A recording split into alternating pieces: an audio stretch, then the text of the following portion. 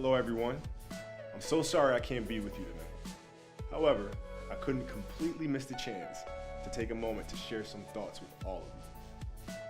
The lesson I cherish the most is how important it is to love what you do. If you love what you do and it's making you happy, all the hard work and perseverance will pay off. I once had a guidance counselor tell me that I shouldn't play basketball, that it would never amount to anything for me.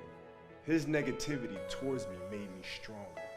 You can't stop people from trying to limit your dreams, but you can stop it from becoming a reality. Your dreams are up to you.